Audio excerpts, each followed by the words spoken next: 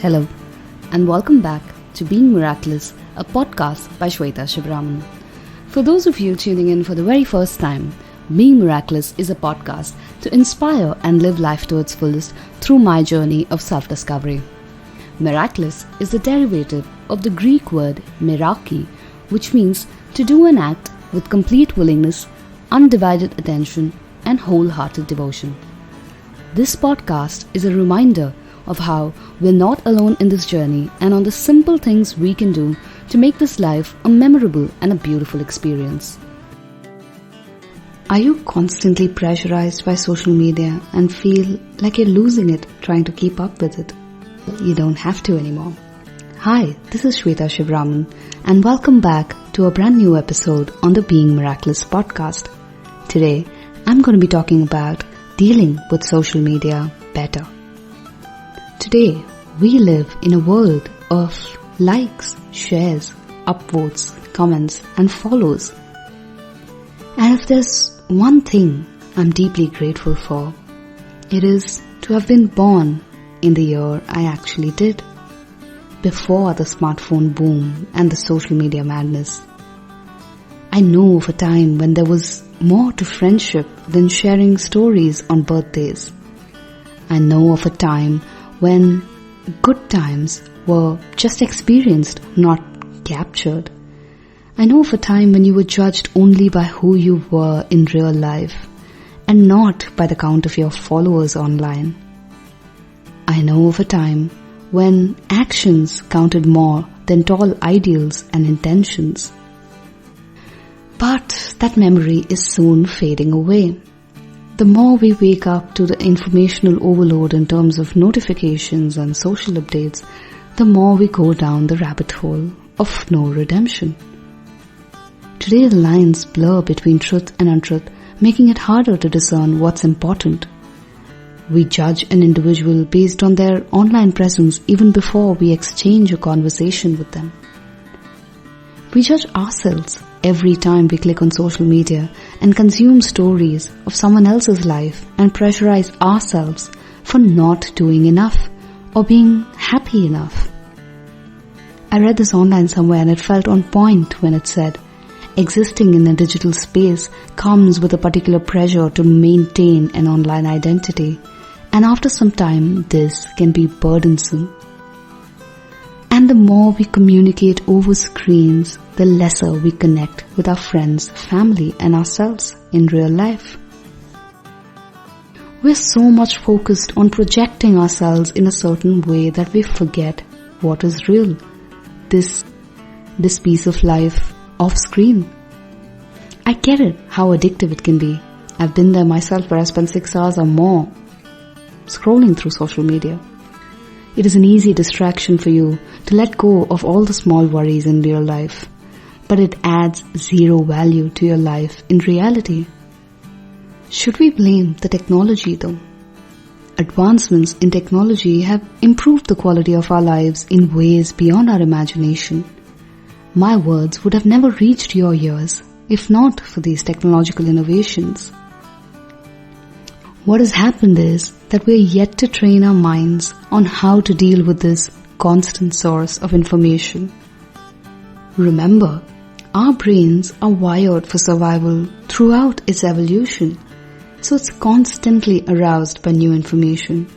It needs to be updated on environmental changes and movements so as to preserve the physical body from any external threats or danger. That's how our minds view every notification ping or every time you hit that refresh button on your feed to see new posts. Both you and I know that there's no life-threatening or life-altering content on the other end of the click by now. It's just more of the same old content. But our minds remain aroused 24/7, and that drains away our attention and energy needed to focus on tasks in hand. It is a common joke now that we have an attention span lesser than a goldfish, right? Less than 8 seconds. And the more we spend time in the realms of the online world, the more out of sync we get with reality. So how can we use technology and still preserve our sanity and get things done? Here are a few things that have worked for me. 1.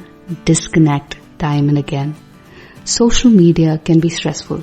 Staying connected 24/7 is going to cause you overwhelm no matter how strong you are. No one can be our best or optimistic self online all the time. And if you are one of those people who are constantly pressurized to show up and share content or to be a particular kind of person even when you're not feeling up to it, you're not alone. But what we need to realize is that all of these are artificially created treasures.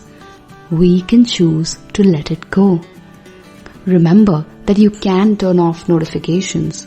You can delete apps and instead spend time reconnecting with yourself without affecting your work or your relationships. In fact, I recently launched an ebook detailing out all my digital detox strategies to frequently disconnect and reduce screen time to take control of our time. It is free of cost and can be downloaded from the Being Miraculous website. Download it and experiment with a few strategies in your life.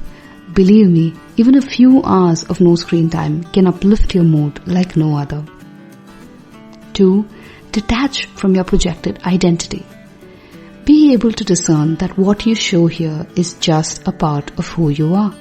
It's easy to attach who we are to these projected identities, but then dealing with it becomes hard when our real self pops in.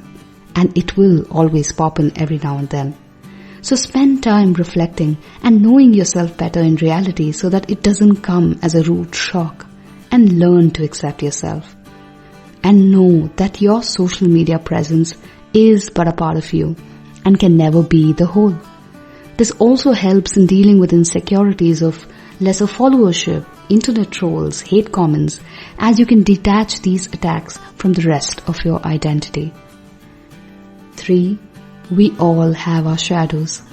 It's easy to pretend that life is rosy online, but we all have our dark sides and shadows that we sometimes refuse to admit to ourselves, let alone share it with our loved ones or project it online. Learn to accept the shadow part of you too and work on it rather than overlooking it. For me, my shadow is my insecurity. I constantly fight self-doubt. I'm not good enough, or I'm not doing enough, or I'm not achieving results fast enough. And constant comparisons to the highlight reels of others' lives during this time can deplete the already low reserves of self-esteem you are running on. Avoid social media and restrict information flow on these days, and learn to counter and work through your inner demons to get some lasting peace. 4. Build deeper connections offline. This is my favorite tip. Surround yourself with genuine people who wish you well and will keep you grounded no matter what. For me, whenever I feel low, I know I can pick up the phone and laugh out loud, irritating my sister, or having a conversation with my parents about the most ridiculous things. My husband and I can go on for hours cracking self-deprecating jokes or talk in depth about things that leave us stuck and disheartened. I know there are friends who will show up in whatever way they can when I reach out to them for help. These things matter more than anything else in the world. I wouldn't trade a hug for 1 million followers, let alone anything else. And validation and progress and meaningful relationships in real life can stop you from being distracted and chasing superficial goals. Feeling that sense of belonging, being able to trust people, keeps you centered constantly on what matters most. You may not be able to turn your habits around completely, but begin with small steps. First, start by becoming self-aware. How much time are you really spending on social media? How much of this is constructive and how much of it is draining and avoidable? 2. Identify spaces where you need time for deep work and keep your phone away during those times. If you're not too addicted, you can keep it just a little away from your desk and still be productive. However, if you are too addicted, keep it all the way in a different room. The harder you make it to reach your phone, the lesser you'll try to get it and start aimlessly scroll again. 3. Actually have a digital detox every now and again so that you connect with what is real and what is online. It makes dealing with the pretend world much more easier. You can also check out the Being Miraculous Ultimate Guide to Digital Detox to know more tips on how to stay away from the social media vortex and get more done. I run an online business and still maintain a healthy relationship with social media too.